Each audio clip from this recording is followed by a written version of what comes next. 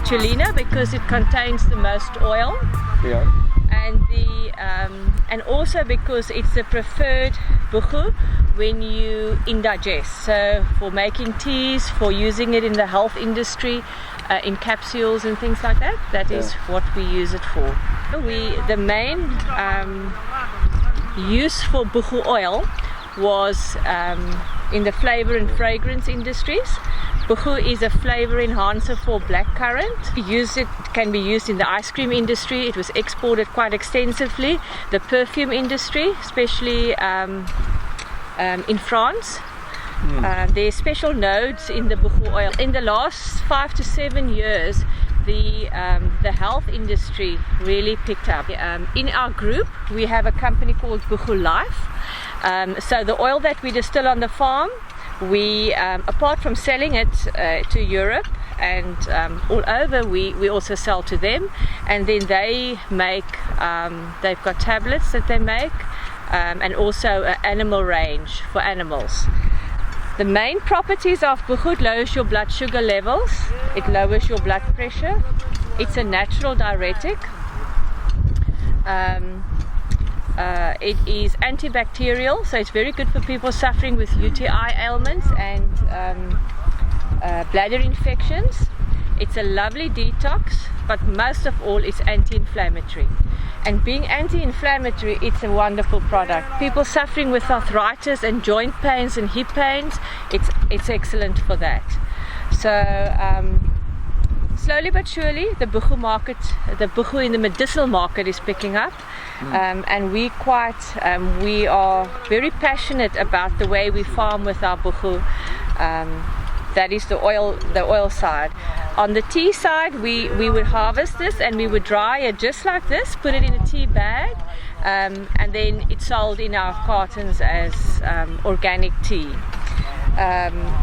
We are fortunate that we can be part of the process from the beginning right until the end.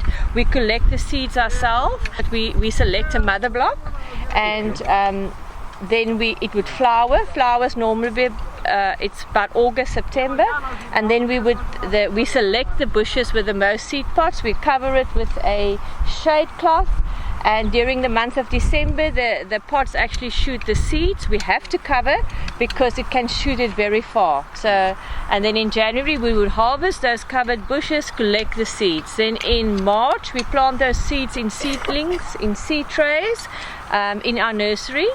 And then the months of October, November, December, sometimes even January, we plant it out in the field. What you can see is we've got drip irrigation. What we do is we use drip because it saves water, and also it increases the production of the plant itself.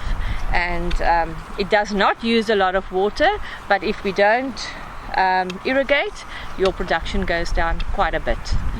We do have buchu in the mountains, but we don't harvest in the mountains.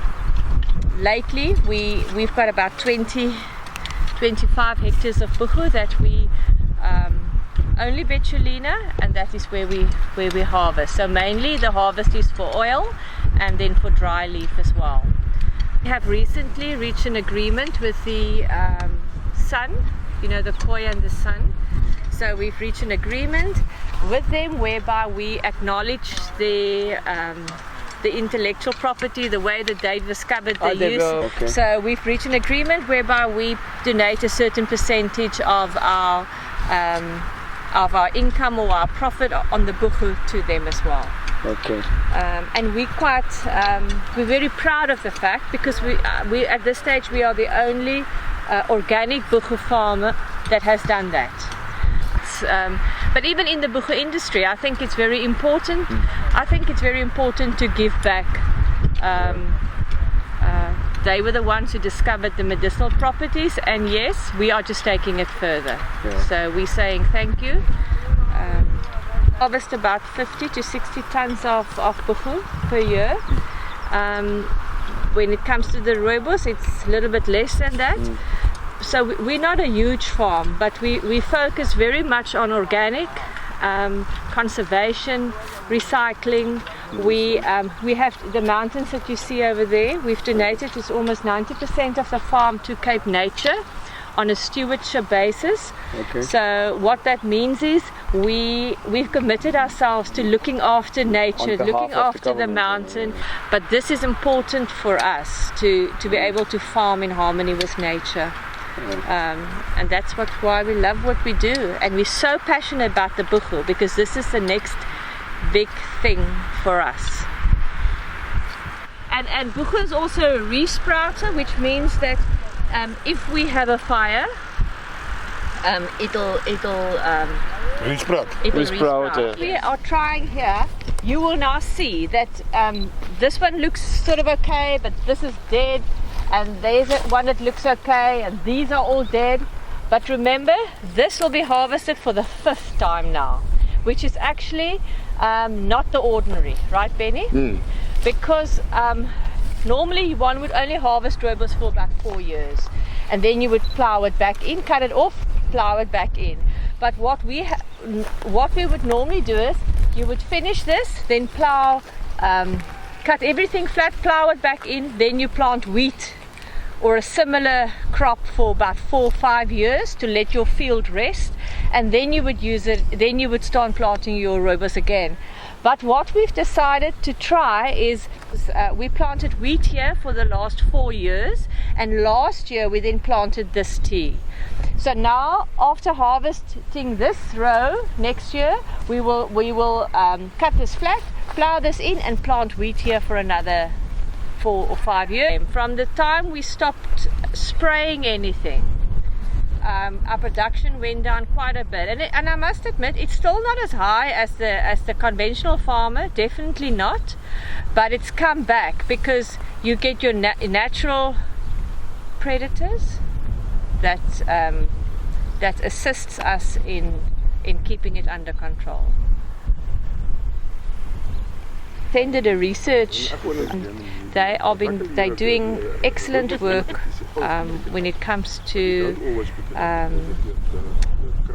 the research on diabetic people suffering with diabetes, and the results that they've done on the rooibos have actually been very promising. So nothing has been published yet, but we are very positive. You know, if you think about all the other health properties of rooibos, that by drinking your 6 cups, and 6 cups of rooibos aren't that many. People tend to think, 6 cups, I can't drink 6 cups. But you do. You can drink a cup before you leave for work, and 2 cups in the morning, and 2 cups in the afternoon, and 1 in the evening before you go to bed. It doesn't contain any caffeine, so it's just lovely for you before you go to bed to have a nice evening sleep. So yes. The red regular earthworm. And you get 3 kinds. One that lives at the bottom, and you get one at the middle and one at the top. The one we use is at the bottom. So if this is now empty, we would now take the top bit of this and put it in at the bottom, obviously, and then we'll start again. We use pig manure for that, rock phosphate, which is organic, and then a bit of this. We also use some rooibos sticks, and we use some of the de-oiled leaf sticks for this. Doesn't smell like anything. No. Doesn't smell like anything. No pig manure. No pig manure at all. Steel distillation pot. That is the bigger one. It takes 1.5 tons of product, wet product, and this is 1 ton of wet product. Depending on the size, it takes about 2 to 3 hours for distillation to finish.